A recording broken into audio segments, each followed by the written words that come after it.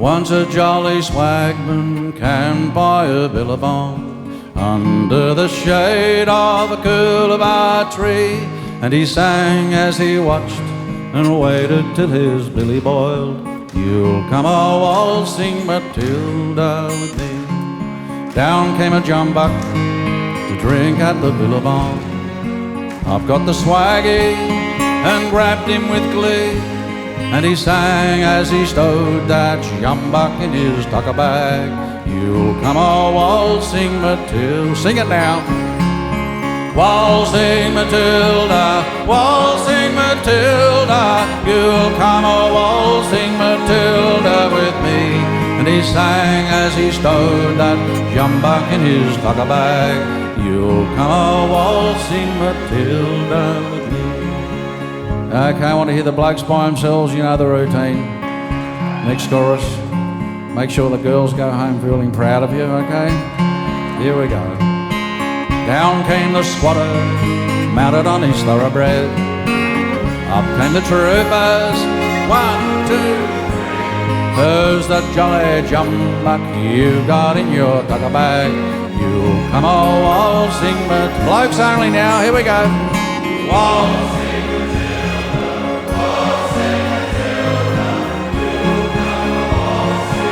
Who's the jolly jumbuck? Who's the jolly jumbuck?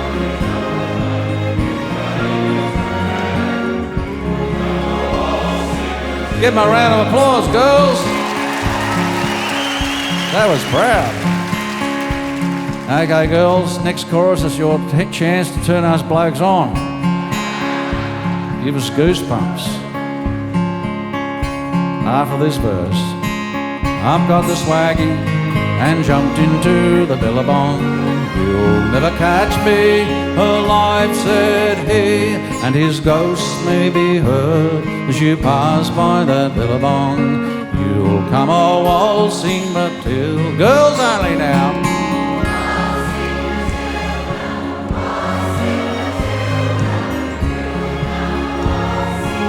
And his ghost, and his ghost.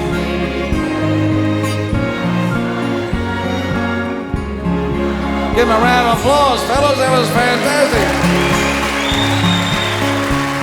All together now. Waltzing Matilda, waltzing Matilda. And his ghost may be heard as you pass by that billabong. You'll come a waltzing Matilda with me. Up the Wallabies!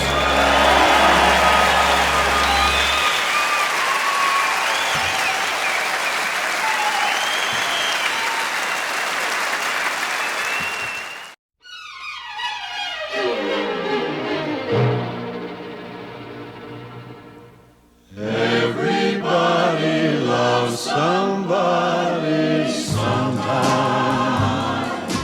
Everybody falls in love somehow. Something in your kiss just told me my sometime is now.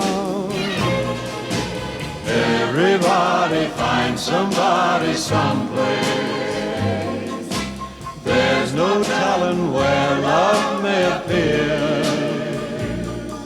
Something in my heart keeps saying my someplace is here. If I had it in my power, I'd arrange for every girl to have your charm. Then every minute, every hour, every boy would find what I found in your arms. Everybody loves somebody sometime. And although my dream was overdue,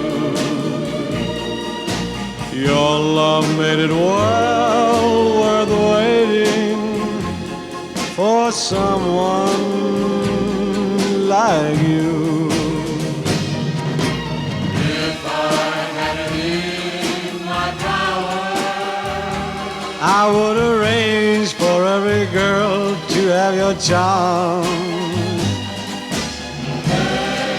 Every minute, every hour, every boy would find what I found in your arms. Everybody loves somebody sometime, and although my dream was overdue, your love made it well worth waiting for someone like you. everybody loves somebody sometime.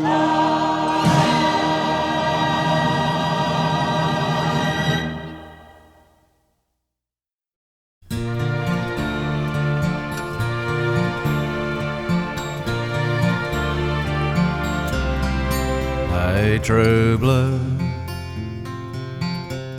don't say you've gone. Say you've knocked off for a smoker, and you'll be back later on. Hey, true blue. Hey, true blue, give it to me straight, face to face. Are you really disappearing? Just another dying race. Hey, true blue.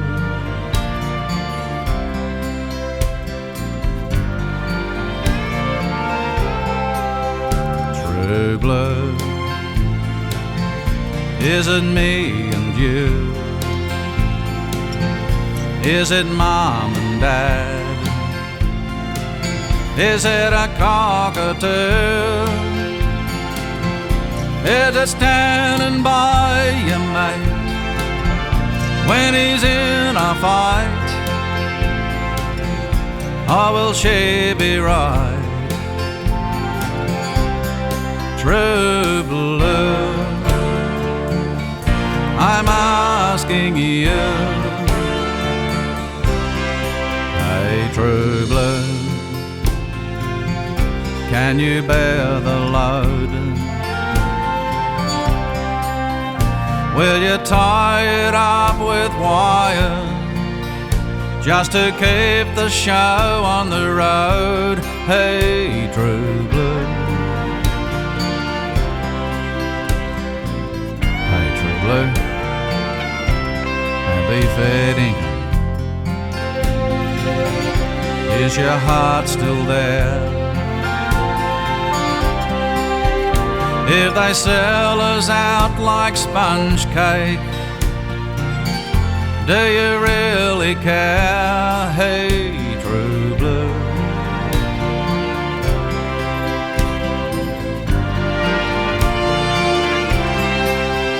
True blue, is it me and you? Is it mom and dad? Is it a cockatoo? Is it standing by your mate when she's in a fight? Or will she be right? True blue, I'm asking you.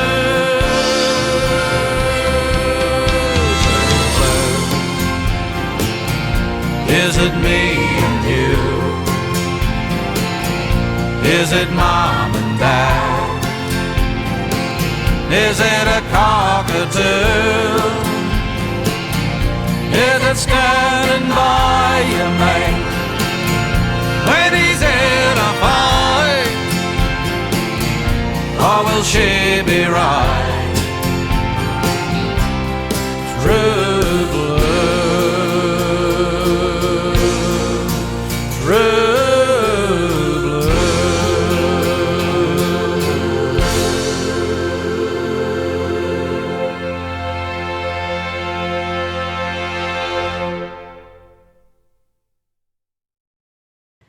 Good afternoon, and welcome to the funeral service for Charles William Beverley, or Bill, as most of you knew him. We come together today in sadness and loss, but also to celebrate the great man Bill was. We seek comfort in our family and friends, and are here to share our many great memories of Bill. I would like to acknowledge that some people are unable to be here in person today and are joining the live stream. We are thinking of you, and we know you are thinking of Bill and his family. Bill, a son, brother, husband, father, pop, and friend. An incredible family man who gave so much to everyone. A hard worker, a fisherman, a lover of the outdoors, a great mind. He lived a full life and a happy life. Born in Dorrigo to parents Charles and Layla, and brother to Marie. They moved to Bomaderry when he was just 10 years old, and Bill was very much a local Bomaderry boy and stayed here his whole life. He was well known, and there's been a real outpouring of grief and support from the community. Bill loved the bush. He himself had a great upbringing and was very much brought up on the bush. His father, Charles Beverley III, Bill was actually Charles Beverley IV, was a keen bushman after returning from the Kokoda track. It was a simple life. Bill didn't wear shoes until he was 8. He loved being outdoors and was raised on the land. He knew all the plants and birds and grew up to be an avid bird lover and gardener. He loved his veggie garden and would supply the family with so many fresh veggies and also teach them how to tend and nurture their own veggie garden. He was still very active in the garden and had incredible knowledge. When he moved to Leeson's recently, he planted some green beans. Just the other day, when Lisa was picking some of the beans, 2 king parrots came down and settled just 2 meters away. That has never happened before, and Lisa felt it was a message from her dad, saying goodbye and letting her know he was still there. A truly beautiful moment. Bill worked at the paper mill for his whole career. He was the head paper maker and was a true working class man. Bill loved his wife Jill. She was bright, happy, and amazing. They met at Jill's sister's wedding when Jill was a bridesmaid and Bill was a groomsman. Love at first sight. Jill lived in Sydney at the time, but moved to Bomaderry once they were married. They had 3 children, Brett, Peter, and Lisa. And Lisa will be sharing some family stories with you later in the service. Jill and Bill were always very social. There was always lots of food, grog, and laughter. They had a big network of friends, and every weekend they'd be at someone's house for a barbecue or a party. Jill was very much the hostess with the mostess. Times were simpler, and it was a good life. The kids remember being surrounded by family and friends back when you were raised by the village. They had a great upbringing. Bill always had strong family values and was very protective of Jill and his family. Later, Bill became Pop to Matthew, Katie, Ben, Natasha, Will, Jack, Chelsea, and Molly, and was Old Poppy to Piper. A doting and loving Pop. Growing up, the grandchildren used to love sitting up at Pop's bar and having happy hour. They'd get to have a lemonade in a proper glass sitting up at his bar. He'd spoil them, and of course, there was always a lolly jar at Nana Pop's. Snakes were the most recent favourite, and I can see the jar upon the coffin today. There are so many good memories of Pop, and some of his granddaughters will share their stories with you later. Bill always wanted to show them things and teach them. That was something very special about Bill, his passion to teach, to pass on his knowledge and skills to those around him, especially his children and grandchildren. His own father, Charlie, had taught him so much, and he felt it was his duty to pass that on. A real gift. Bill loved his fishing. That was his passion. He'd go out on the boat and catch flathead at sea, catch blackfish at Shoalhaven River. He loved Shoalhaven River. And he'd go out to the rocks and fish for snapper and kingfish at Jervis Bay and Beecroft Peninsula. His favourite fish to eat was tailor. The family were always well supplied with fish from all of Bill's catches. He enjoyed teaching others how to fish and would share his secret fishing spots or the best types of bait to use for different fish. Bill loved the Saturday horses. He just loved watching the races and guessing who would place. He rarely had a punt, but he just enjoyed guessing. He'd have a punt at Melbourne Cup, but that was about it. He was very intelligent. He did the crosswords every day. Even until his last week, he was still doing the crossword. He'd have his dictionary next to him, but he didn't need it. He knew everything. He had a great brain and mind. He was very handy too. He built 2 houses, even though he wasn't a builder, and always had a project on the go. Building something or planning something, he could work anything out. He was thrifty. He wouldn't spend more than he had to, and he wouldn't throw anything away. When Lisa and Dexter moved Curragh and were clearing out the garage, he enjoyed giving Dexter a hard time. "I could use that. Why are you throwing that out?" He could always find a use for something. Now, Bill wasn't one to suffer fools and was pretty straight up and down. "That's bullshit," he'd say. Could be about anything, and it was certainly aimed at the world as we know it. Bill was stern but fair. He was well respected, and you could always go to him for help and advice. Part of his desire to teach was that he wanted people to get it right, to do something the correct way. A bit of a perfectionist, which at times could be interpreted as cranky. Today's setting feels very apt for Bill, a life member of Bomaderry RSL, and he was on the board of directors. He was a regular here and came to play cards every Wednesday for over 40 years. He'd meet up with the boys and play euchre. That was his religion. A typical Aussie bloke, loyal and brilliant, with a clever mind. He was wise and practical, and deep down, under that strong exterior, he was very soft. A couple of months ago, Bill moved in with Lisa and Dexter. Bill loved his time there, and if anything, he wished he'd moved sooner. He had great plans to go fishing and to the beach, although sadly that wasn't able to happen. A couple of months ago, Bill was diagnosed with leukemia. "It's just a bastard," he'd say, and he was right. Cancer really is. He gave it everything he got, and it was a short but brave battle. He held on until his son Peter was able to visit from Queensland, making sure they had a chance to say goodbye. Also, his grandson Ben was able to make it over from WA. Now, Bill wasn't one for a fuss, and he'd made it very clear that he didn't want people to be travelling across states for today and then getting stuck away from family or in quarantine. Whilst the love and effort was so appreciated, he was a practical man and was grateful that today could be live streamed, so friends and family interstate were still able to join. Bill knew today was coming, and he would chat and laugh with Lisa and Dexter about it. He was a realist, and while he didn't want to fuss, what he really wanted was to be here with everyone. He would have been made up to see you all here to celebrate him, and I'm sure he'd have loved to share a drink with you all. It really was a privileged life. Bill was so grateful for everything he had, and the family are so thankful for his amazing life and the truly brilliant man that he was. I would like to invite Lisa to share her eulogy with you.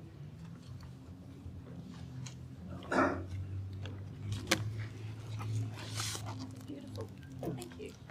That's very helpful. So I'll just put that. Can I just put that here? Okay. Okay. So firstly, Brett, Peter and myself would like to thank all the families here today and the support that we've had. And wow, Jane has really covered a lot of the things that we were speaking about Dad. And so I'll do my very best. There was so much to write about and so much to share with you all. I honestly, it was just crazy. Okay, so today we lay our dad, pop, uncle and mate to rest. Today we reflect on the memories, the stories. There was heaps of stories. I actually found it, as I said, really difficult to recount Dad's life because there was so much happening. Our family is extra special, not because they're mine, but we had their most extraordinary mum and dad in the driver's seat. Their lives were full. Our lives were full. We never went without. Mum planned and scrutinised every penny. She was the master homemaker. Dad worked hard in his career, but also around the house. Always a project at hand, making sure we all had what we needed.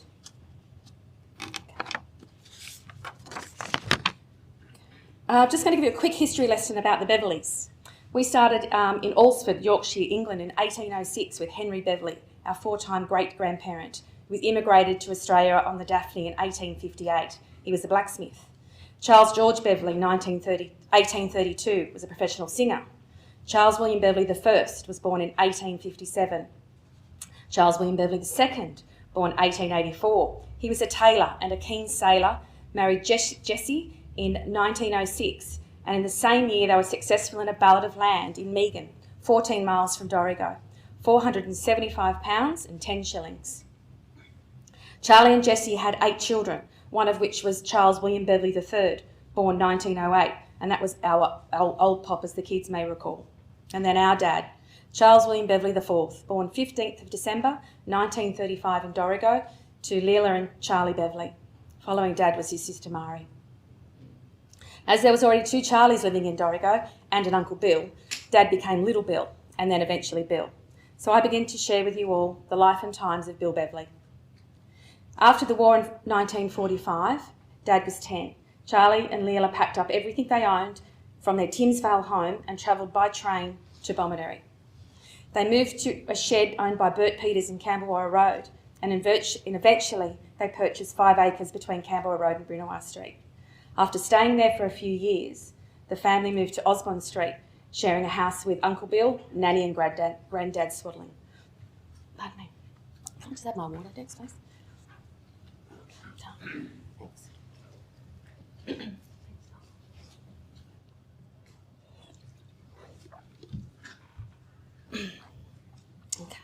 Dad and Auntie Mari had a very simple upbringing, and they had lots of fun times with Auntie Mari and our cousins Cherie, Lindy and Jade.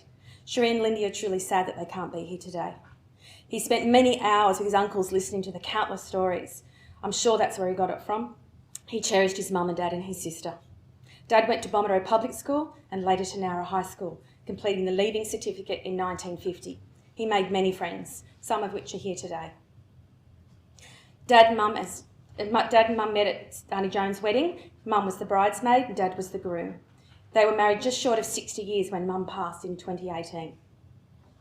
Dad had all sorts of jobs growing up, cooking fish and chips, delivering telegrams. He was actually an apprentice surveyor and surveyed the whole entire Currong Road. And Pop Beverley helped make the original road to Currong, faked to be in Currong. The surveying job didn't pay well, so finally he took a job at the Shoalhaven paper mill. Dad did shift work for years. The 3 of us kids remember very clearly the noise that the sliding door made when it opened from the bedroom. We ran because we knew we were in strife. We were probably making too much noise and we were in big trouble. Dad could get a little cranky, and most of the kids at Lindburn Avenue could vouch for that. Dad stayed at the paper mill for the rest of his working life. Mum and Dad made many lifelong friends and they socialised often. Dad worked his way to becoming the paper maker on number 1 machine. Dad had a hand in making specialty embossed paper, passport paper and tally-ho. This paper had a watermark within. Paper making was quite the process and we did hear about that a lot. He retired in October 93. When Mum and Dad got married, they purchased a block of land in Bomaderry. They didn't have a lot of money in those days, so he went down to Jack Reed of Reed and Hearns Hardware in Bomaderry and asked if he could get some building materials to build the house. And with a handshake, Jack Reed said, "No problem, Sonny, take what you need." He'd never built a house before, but that didn't stop him. Dad would pay instalments on his account as he earned the money. The same thing happened when they were deciding to buy a lounge or a carpet. Carpet it was. So off to speak with Tommy Basher, and the same reply, "Book it up, Sonny." The day when a man's handshake was his word, business in the good old days. Brett was now born in 1960 and 29 Lindburn Avenue was our home. Peter came along in 65 and me in 69. We had a full life, lots of everything. We had chooks, one year we even had turkeys. He was an excellent gardener, veggie garden full, plenty of food on the table. We actually grew up on the best street in Bomaderry. Well, that's what we thought. It was pretty cool. Okay. Our neighbourhood in Bomaderry was full of kids and family that really looked out for each other. We had a combi van and Mum would often have a car full of boys to take to the footy. It really was a great place to grow up. They purchased another block of land in Frogs Hollow, Korowa Street, Bomaderry. Brett said it was one of the hardest blocks of land to build a house on in Bomaderry. That block was rock, and lots of it. Dad worked tirelessly by hand to remove the boulders. There were thousands of bricks laid in this house, and Brett relayed that he received a bonus after working for wages for building that house. He got an electric typewriter, and that was pretty flash because then he could type his own quotes up instead of handwriting them and using his own letterhead, so it was a pretty big deal then. They moved to Corowa Street and had many happy years rebuilding the home along with the goat track for the veggie garden and the rocks that the grandkids could climb over to catch the lizards and maybe a fall or two. Up to the house to get some red stuff, mercurochrome. That stuff would fix everything. Only the other day, Dad burnt himself on a pan cooking a piece of Taylor that Brett had caught. And off he went with the red stuff. He said, "That'll be right, don't worry, red stuff will fix it." Then the final house for Mum and Dad was Jasmine Drive. Of course, it's still in Bomaderry. Why would you live across the bridge?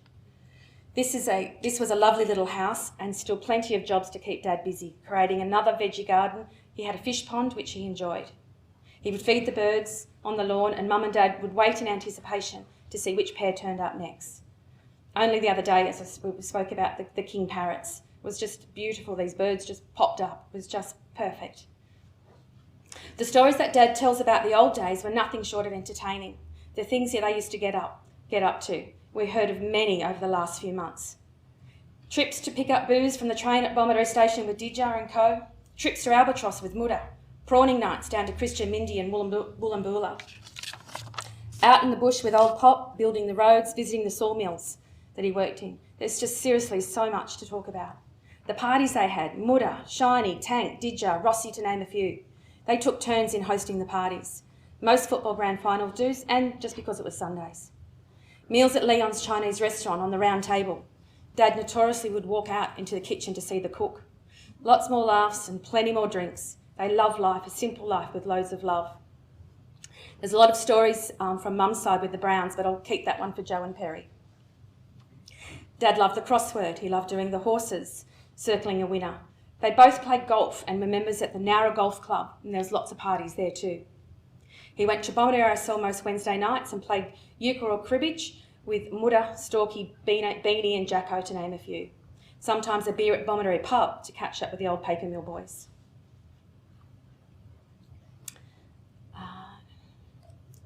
He was a keen fisherman who loved fishing in the Shoalhaven River. Pumping worms and Horlicks was a favourite spot.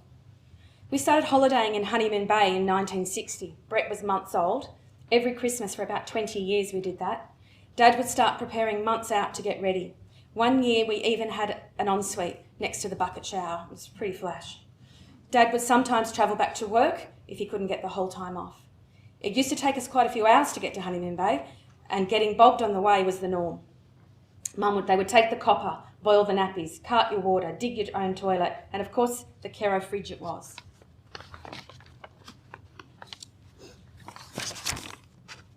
A quick trip into Currong sometime with Don Lewis to get some more ice and supplies. Those trips seemed to take a long time. Most definitely a drop into the bowler to test if the beer was cold. Peter spoke of one of the jobs at set-up time. His job was to find and redig the bricks that Dad had buried in the ground the year before to build the fireplace. We all learnt to swim at Honeymoon Bay, and if we could swim to Middle Rock and back, we were allowed to go by ourselves for the day. Dad would team up with Maxie Bryce, the little hooah, and catch fish to feed the camp. We had flathead, scallops, kingfish, snapper, abalone, cuttlefish. Those were the days. We had the best of it. We had massive cook-ups that would feed dozens of people on New Year's Eve. We took Peter out to Honeymoon Bay for a drive recently and had a beer with Kathy and Lou. Peter was telling us a story that he would go to the other fishermen, without Mum and Dad knowing, and asked if they wanted bait. He'd go and catch a cuttlefish and he'd swap it for 2 beers. It was about 14 or 15. Mum and Dad found out a bit later. Our times at Honeymoon Bay are some of our fondest and the best place to create memories as kids growing up. Our Honeymoon Bay family are very special to us, as is the Bay. When Honeymoon Bay started to change, the ballot system came in. Mum and Dad started travelling around Australia in the caravan. They circumnavigated Australia. They had 10 consecutive years at Karumba. Dad kept a diary of every cent and every kilometre of petrol they travelled to compare the drive each year. Mum didn't like it much to start, but of course she made friends, that's Mum, and she was happy to go back. They caught plenty of grunter, a few barra, and would freeze a heap and bring it home to us. Grunter was our favourite. Dad always cooked great fish and chips in the camp oven. They loved Streaky Bay in South Australia, Broome in WA. Their life was full. They also travelled extensively overseas. Lots of great times with Pat and Ray Riles and the kids to Asia. Europe with Gordon and Shirley visiting Mimo in Italy. Many trips to Hong Kong meeting up with Kenny Fung and the family. Cruising in later years all over the Pacific. New Zealand and Hawaii was a favourite. Mum loved cruising.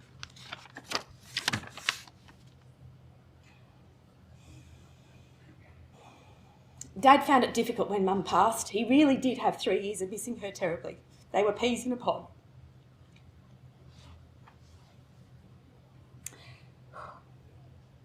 Matt, with Brett's help, built Bill's bungalow at our house in Currong.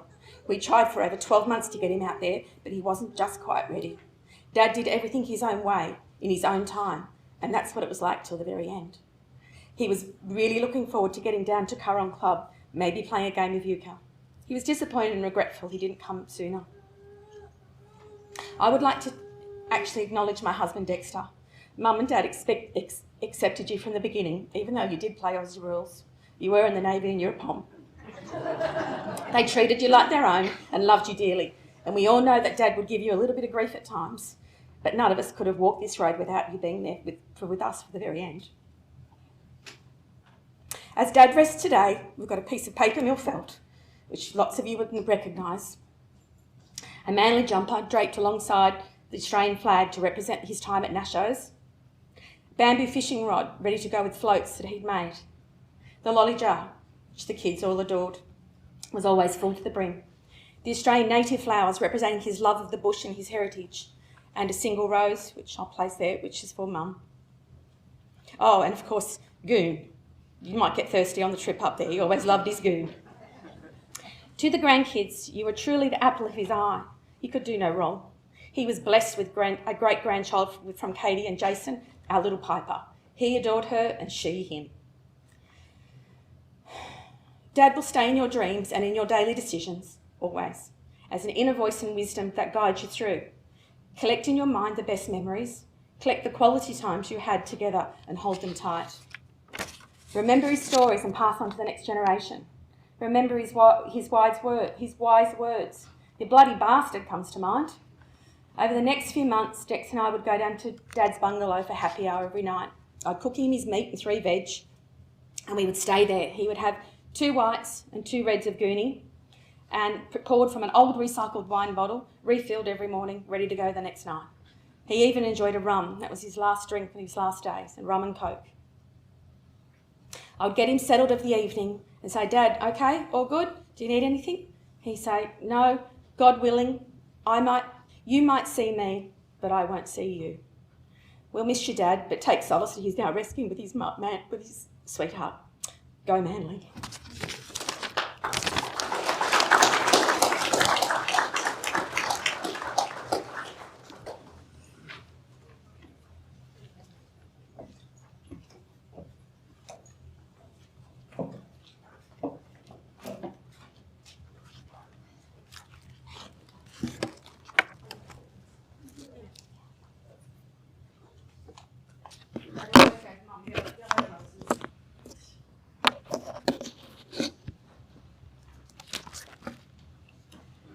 Thank you, Lisa. Some truly incredible memories and stories there. Really was a good life, by the sound of things. Bill's granddaughters, Chelsea, Katie and Molly, will now share a tribute with you all.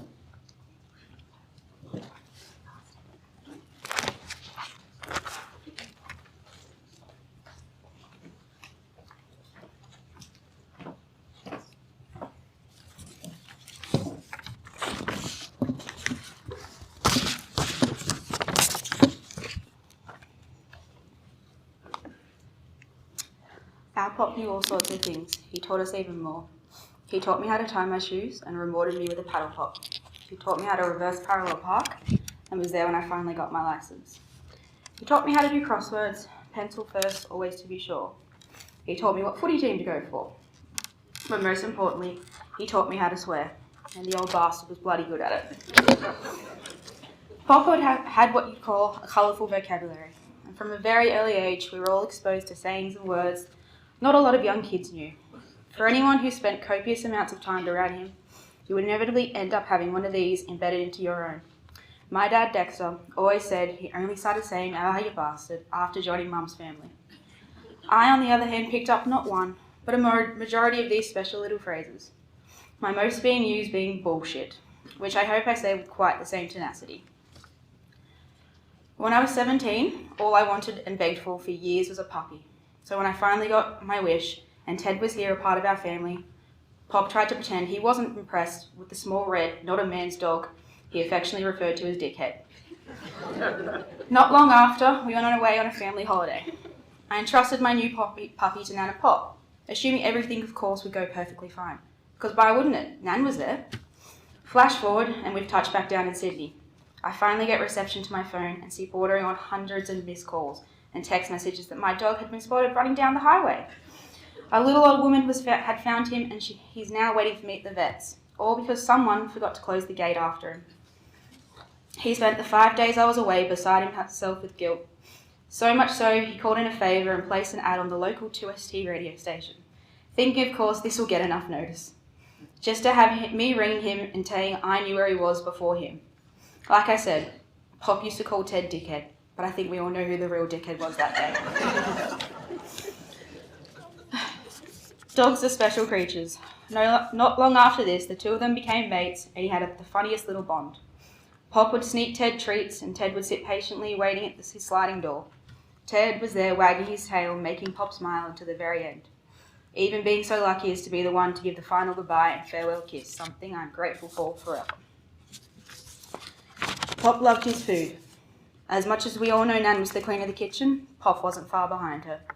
He loved to make his hearty winter soups, lamb fry, grossly protested by the rest of us, baked dinners, trips to Chinese restaurants, quince jelly, chutneys and relish, curried sausages or even sausage and onion gravy if you're lucky. There was never an empty stomach in their home. One of our particular favourites was, of course, the Strasbourg Polish sausage. Pop and I would often treat ourselves to a Strasbourg and tomato sauce sandwich. Of course, on white bread, there was nothing better. I was one day honoured with getting the rest of the Strasbourg. When Nan and Pop left for their yearly adventure up north, this was a huge deal. But unfortunately, someone, who won't be blamed, Lisa, left it out of the fridge overnight, and it of course went off, having me wait the painstakingly few months for Pop to return and finally get my sandwich. To this day, Mum remains that it was an accident, which is yet to be proven or believed. Like I said, Nan and Pop loved their food, but I think it was more than that. They loved to feed, and kept us fed with the food made from their absolute love for being with us. The most special and extra love being the seafood and freshly caught camp puffin fish and chips. Growing up, I never understood how people couldn't like fish or had never eaten a prawn. It just seemed criminal. One of my most treasured memories involved Jill, Bill, and of course Shoalhaven river prawns. I'd finally finished my last HSC exam and headed to Nan and Pop's for my usual raid of the fridge. This always irked Pop, having my head stuck in the doors, letting all the cold out, wasting electricity. This time I was met with the freshest of river prawns and oysters, the treat of all treats. The three of us sat there and ate, and then ate some more, somehow demolishing 5.5 kilos of local river prawns, a loaf of white bread, and a dozen oysters. A bit picky of us, Nan claimed, but there was no regrets either way.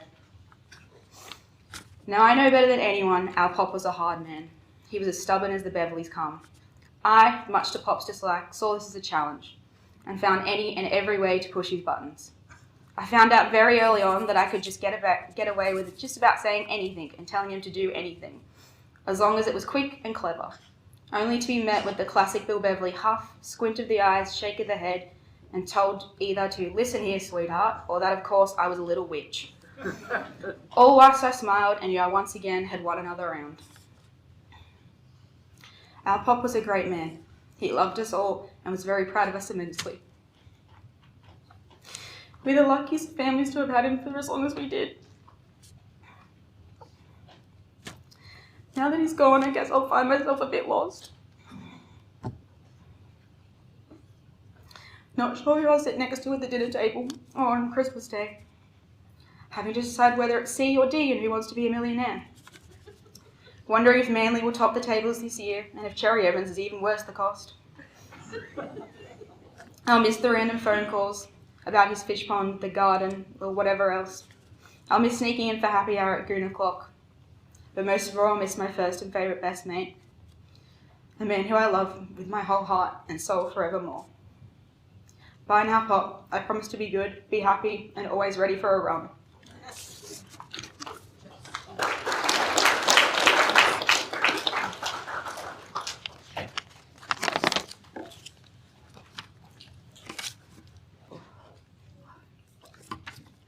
Today we say goodbye to the head of the Beverley family, my beloved Pop, Bill Beverley. My first memories of Pop were fishing in his boat in the Shoalhaven River or at Honeymoon Bay, where the Beverleys camped every year for decades. His boat floor fitted out with a piece of felt, a treasure Pop collected from his days working at the paper mill. For those of you who don't know, the felt was used to dry paper at the paper mill, but the leftovers were a sought-after material to use in boats and camping. And even in Pop's Pajero was covered in the felt. And Pop being high up at the paper mill, he got first dibs of this felt. Bloody good felt, that, Pop used to say. These pieces of felt have become a bit of a family heirloom, so count yourself lucky if you have any. Dad has the last of it, which I discovered this week is kept in an actual safe, which gives an indication of how valuable this stuff is to us. You'll actually notice there's a big piece of felt just here that's going in Pop's coffin, and we will be watching if anyone tries to pinch it. Fishing and fish are a big deal in our family, including the way it's filleted and cooked. There was never a bone in Pop's fish. And the batter. Pop had perfected his beer batter, but my mum, always up for a challenge, introduced self-raising flour instead of plain flour. Pop was not impressed with her new batter, always insisting his was better. And although Mum's batter is good, Pop, of course, is the clear winner. Another fond memory of Pop and Nan was in their house at Kawowa Street, Bombardary. He told me it was a slopey nightmare of a block of land that he purchased with a loan the bank agreed to because he looked like a trustworthy guy. Pop said that's how things were done in those days. Face value and a handshake was everything. He told me that he was lucky that Brett, my dad, could figure out how to build on it because he was thinking that maybe the bastards had ripped him off and sold him the dud. To give an example of the challenges in the build, a 20-tonne excavator was needed to do just the footings. The excavator driven expertly by Mr. Neil Riles back in the day. And it was a beautiful home, one I'd spent a lot of time in as a kid, filled with pieces and memories Nan and Pop collected travelling the world together. I always remember Pop calling happy hour. We would sit up at the bar at Kawowa Street as kids. Sorry, I said that wrong again. My brother and I would have a cordial and Pop a beer. And Pop, true to his traditions, had his happy hour at 4:30 each and every day. He'd raise his glass and have his wine. I took my daughter Piper, Pop's great-granddaughter, to see him in the afternoon recently, and she was lucky enough to have an afternoon happy hour with him. Something I hope we all remember when having our next drink at happy hour, to do a silent cheers to Pop. And although it is so sad to say goodbye, I'm relieved Pop is finally reunited with Nan.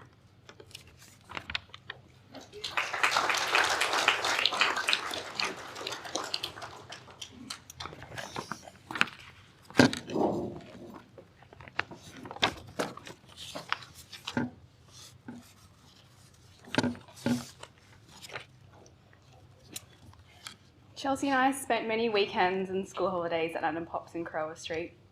We'd arrive in the morning, run inside to see Nan before setting off through the backyard, trying to figure out where Pop was and what he'd be up to today. If you ever had the chance to go to Kawowa Street, you'd understand how big and beautiful Pop's garden was. He loved it, and we loved playing in it, and there was always something to fix or plant. You'd either find him in the top shed, the back garden, or down in the dungeon below the house, nailing something, painting something his favourite Federation green or Mission brown, or fixing a fishing rod. If we found Pop in the dungeon, he would get out his tape measure and mark our heights on the back door. But don't worry, he didn't run out of space because we definitely didn't get the Beverley height gene. He would help build school projects and let us hammer nails into random bits of wood before always scaring us with his fake black snake that used to sit on the rocks between his veggies. But I guess we deserved it for stealing his strawberries from the patch above the rocks. Nan and Pop had the best medicine box. If you ever fell over and grazed your knee, I would rush to Pop and show him and get some red stuff dabbed on it. "That will fix it," he would say. Plus, I always looked extra tough the next day at school. We happened to go through this medicine box before he moved to Currong, finding ointments and medicines that were from the 1980s. "Time to chuck it out, I think, Pop." He said, "No, it's only just getting good." Pop spent many mornings on his breakfast table doing his morning crosswords and listening to 2ST. If it was summer, he'd be having ham and tomato on toast before off he went on with his day with his stubbies and fishing shirt with multiple holes in it. Nan shaking her head. I remember one morning I was getting ready for school and I'd forgotten to get Mum to sign my permission slip. I asked Pop to do it for me, so Pop just signed Pop. I looked at him and it seemed to work, so off I went. We'd go into town with Nan for the day before coming home to Pop. "Where the bloody hell have you been? And what did you buy me?" Usually a meat pie for lunch if he was lucky. He spent afternoons in the summer heat upstairs on his recliner, bing-tang singlet, a cold beer, watching the cricket, while Nan would say, "Bill, you're mad. It's too hot," before heading downstairs to her TV and air conditioning. Happy hour came round and Chelsea and I would rush to the bar stools, where Pop would pour us a glass of lemonade, just only a short one in a shot glass, and we would share it over some plain Smith chips. We would have fish and chips in the camp oven on the back patio, with the perfect batter with a bit of Tooheys new and twice cooked chips. No one could cook fish like Pop. Nan would be on the salad with her curly celery and apple turnovers, before all the family gathered around, sharing more stories and trying to remember who was where and, oh, what was his name? In the later years, he got himself a laptop, even a Facebook account, and was getting very tech savvy. But sometimes we get a call of frustration. "I don't know what I've done, but I've been on here for hours," usually ending with, "Send Tom, he'll fix it."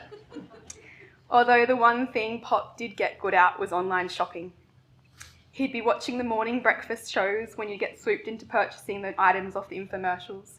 Next Christmas, we would all get U-Butte vegetable peelers and sumo slices. Pop would say, "You got the second or third for free." We all just shook our heads. Unfortunately, Chelsea and I didn't get to spend a lot of time with Pop over the last 18 months, in and out of lockdown, but we did put Pop to the test when Woolies only opened to the elderly in the early morning. Off Pop went to score us some toilet paper as we were down to the last rolls in Sydney.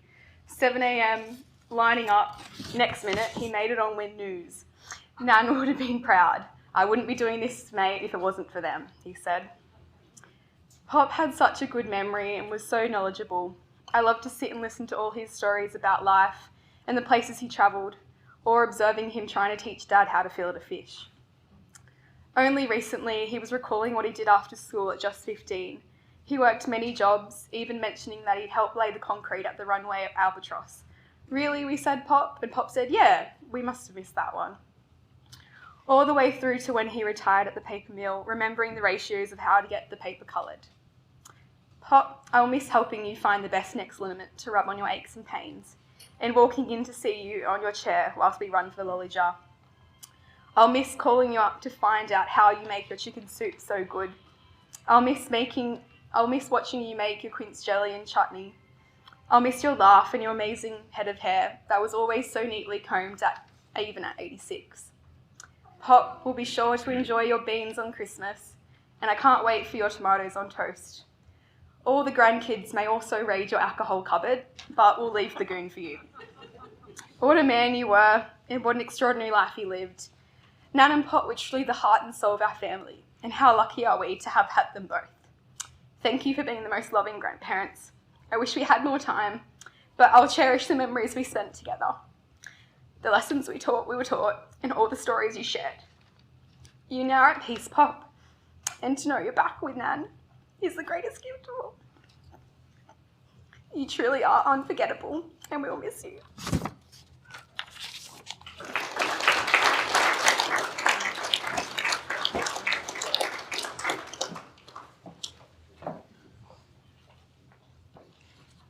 Goodness, what amazing and funny and beautiful stories of an incredible Pop. Thank you for sharing those with all of us. I need to get my hands on some of this red stuff, I think. That sounds like the key. Now, the family have organised a photo tribute for you all, so you can enjoy that now.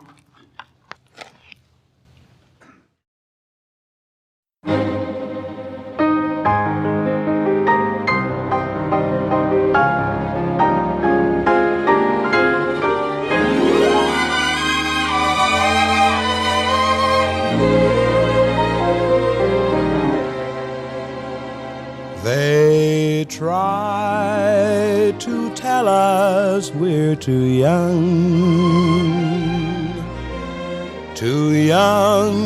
to really be in love.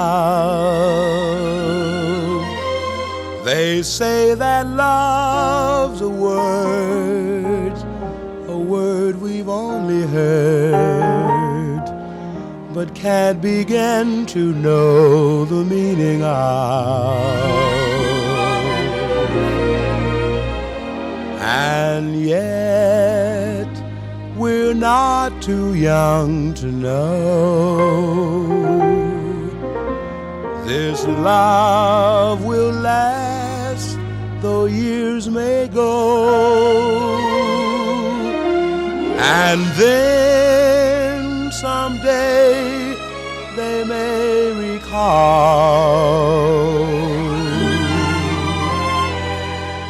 we were not too young at all.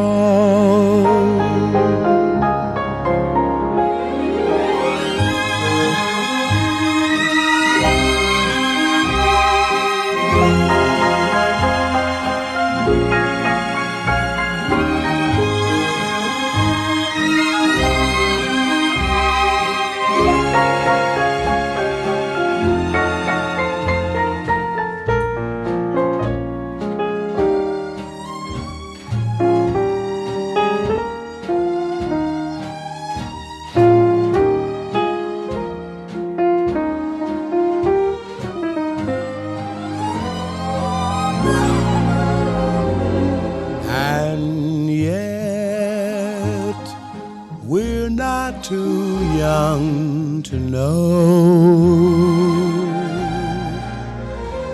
this love will last though years may go. And then someday they may recall we were not too young at all.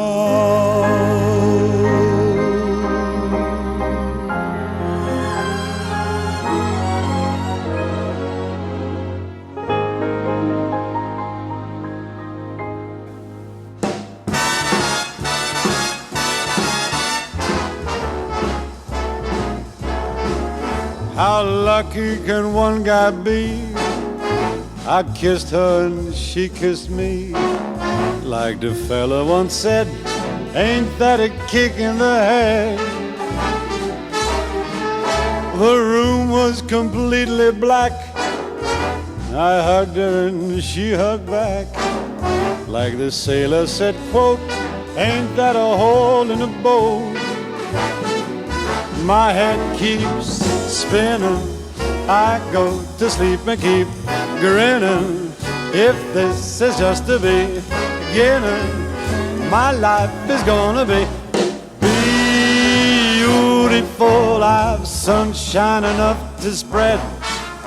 It's just like the fella said. Tell me quick, ain't love a kick in the head?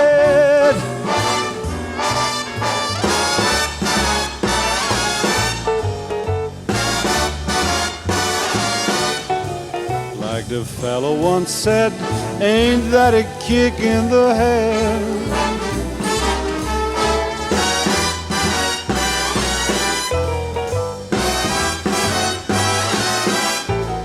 Like the sailor said, quote, ain't that a hole in a boat?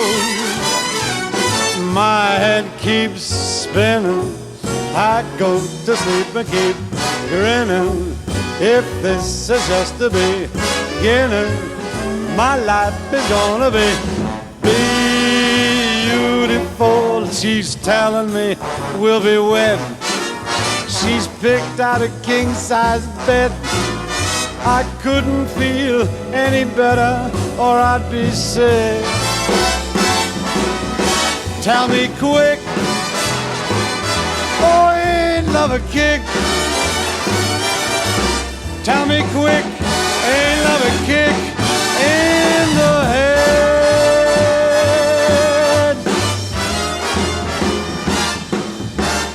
Been Sherry. I'll never forget the moment we kissed the night of the hayride. The way that we hugged to try to keep warm while taking a sleigh ride. Magic moments, memories we've been sharing. Magic moments when two hearts are caring. Time can't erase the memory of these magic moments filled with love.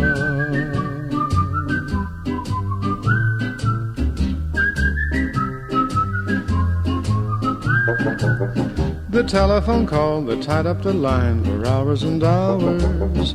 The Saturday dance, I got up the nerve to send you some flowers. Magic moments, memories we've been sharing.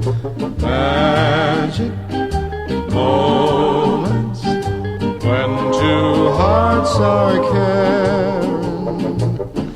Time can't erase the memory of these magic moments filled with love. The way that we cheered whenever our team was scoring a touchdown. The time that the floor fell out of my car when I put the clutch down. The penny arcade, the games that we played, the fun and the prizes. The Halloween hop when everyone came in funny disguises. Magic moments filled with love.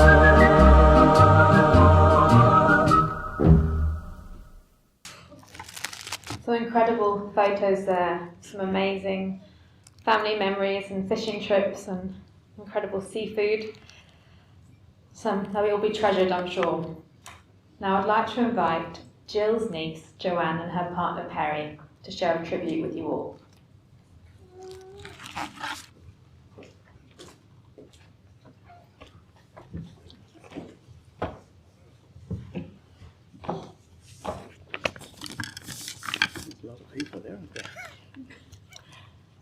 Hi, it's my pleasure today to speak on behalf of the Brown family for our Uncle Bill, or Billy as I cheekily called him. Billy was the best uncle and our families have such fond memories. Nana and Pop Brown had 4 children and Uncle Bill married our Auntie Jill. With 4 children in the Brown family there was a lot of kids and we enjoyed fabulous times at our grandparents' holiday home at the entrance, fitted out to perfection for all the mad mob, tents, caravans, fishing rods, buckets, prawning and lots of laughter. Life was very simple. As kids, we were very lucky to have the best parents who really enjoyed each other's company and loved all the cousins getting to know each other. They were our teachers, they were our friends. We had lots of days swimming, fishing and outdoor fun. Prawning was a big hit.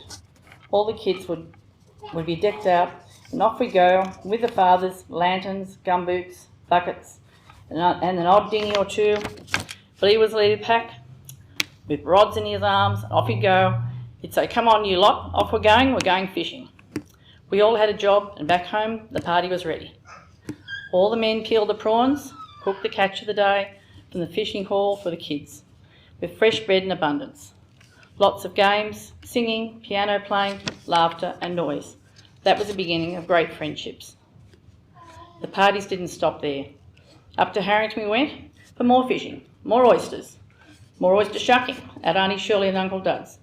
I'm not sure how all those wives handle all that fishing every single day, every single holiday, but somehow they did, and there were always a beer waiting when dinner arrived back home that night. Then we came down to Bomaderry. We can't forget Bomaderry. The door was always open at Beverley's from the time we were kids. We are still turning up waiting for the next party with our families. Billy loved company and we enjoyed his. Mighty Jill was my godmother, and of course Uncle Bill took on the role of the godfather, literally. Every poor fella my sister and I brought home were in the firing line. If you weren't up to scratch, get your marching orders, out you go, mate. And I know every niece was in the same boat. And boy, did we feel sorry for Lisa and the granddaughters. That was a tough gig for all of them, so I don't know how you guys got through it, quite frankly. My husband loves to say he had the toughest gig of all. Everyone, the toughest gig of all, tried to win him over. He said, Billy always called a spade a spade. If he didn't like you, he'd let you know. Not behind your back, but straight to your face. And Perry, unfortunately, cocked it often. In those early days, Billy didn't like him at all. He wasn't keen on poms, and he was a pom. And when he started going out with me, he pinned him against the wall and told him that if you did the wrong thing by my niece, you'd have to answer to him. As the years went by, they became great mates. My husband got the last laugh when Lisa married Pom Dix, who had the first name the same as him, Martin. But I guess after 45 years, he finally won Billy over, as they really enjoyed each other's company. Over the years, our bond grew stronger and our families closer. Our children thoroughly enjoyed the company of Uncle Bill and Auntie Jill, and it was fantastic having kids enjoying the impromptu cook-ups and the stories being told. The biggest catch was always awaiting. One thing we got out of our amazing families was a lifetime of friendships. Always an open door, always a tale to tell, an appreciation for having a joy of great parents. To Billy, thanks for all the laughs, the cuddles, the love, the strength, the parties and the friendship. We've all had lots of fun. We've loved you being our protector. You loved us and our families as your own, and never stopped being concerned and supportive of others, particularly my sister of late, when you were unwell yourself. You've got the best family, and I know you have gone out with a massive smile on your face and so super proud of everybody and everything that you and Auntie Jill achieved. We know the big party has just begun and you've enjoyed a rich and rewarding life, and Bundy is flowing. Thanks for the great times, Billy, and the friendships. You're the best, buddy.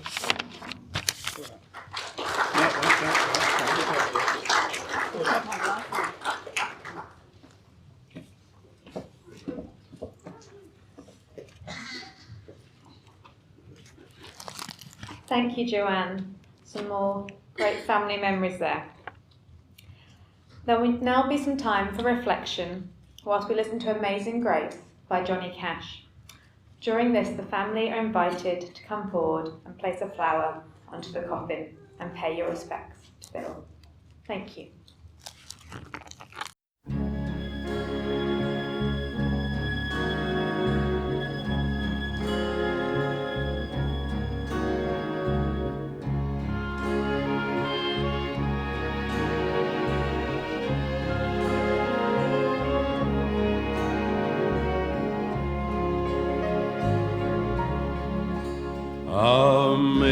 Amazing grace, how sweet the sound that saved a wretch like me.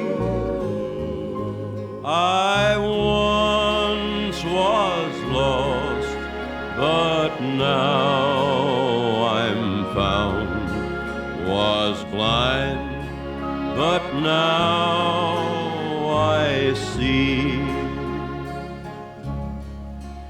'Twas grace that taught my heart to fear, and grace my fears relieved.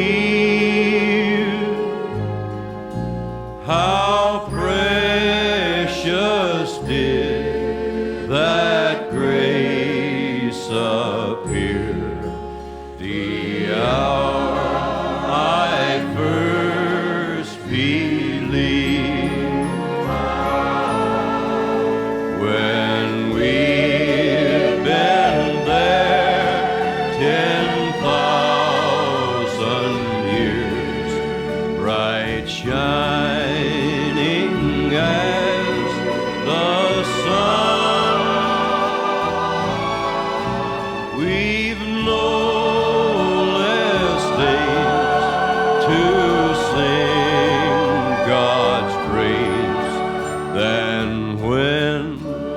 we first begun.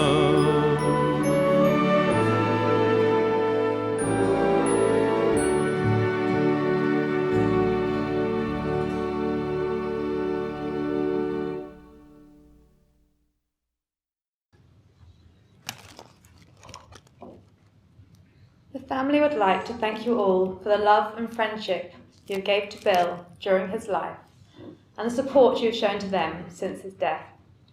After the service today, the family invite you to stay and join them for refreshments and a chance to share more memories and stories of Bill. It is clear to see from today's service and from everyone here what a special and treasured man Bill was. He was clearly loved by so many, and I can tell there are so many more stories to be shared.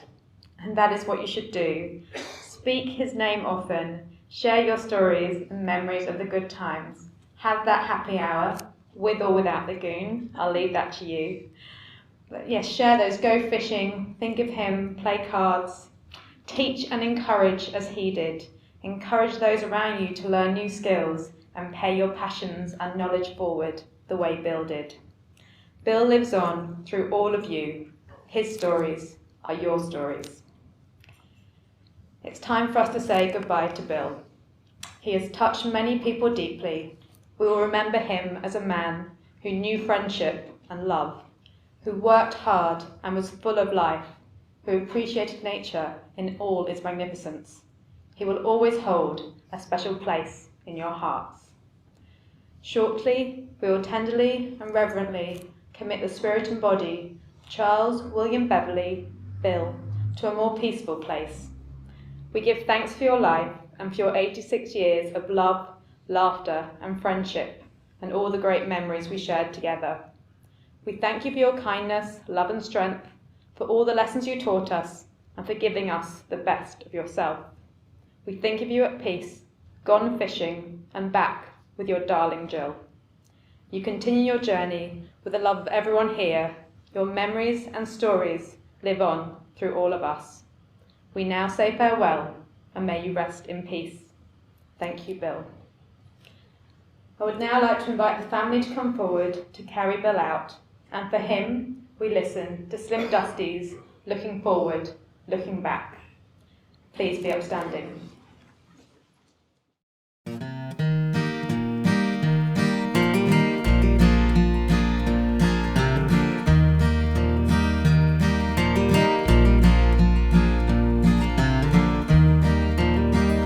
Looking forward, looking back, I've come a long way down the track, got a long way left to go, making songs from what I know, making sense of what I've seen, all the love we've had between you and I along the track, looking forward, looking back.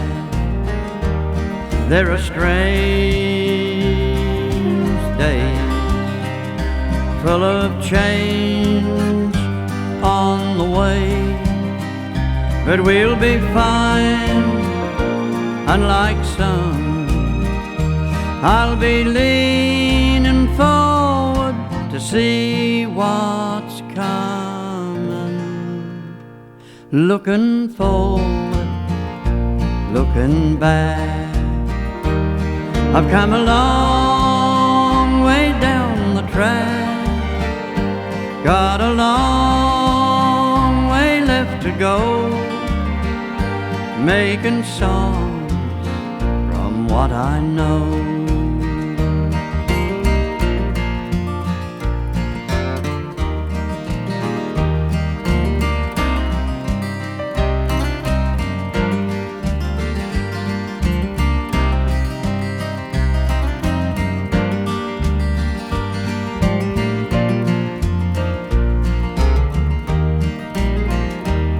If I'm alone at night, I can see through all triviality of the day, and I'm okay. I just think of those who are dear to me, looking forward, looking back. I've come a long way down the track, got a long way left to go, making songs from what I know, making songs from what I know, looking forward, looking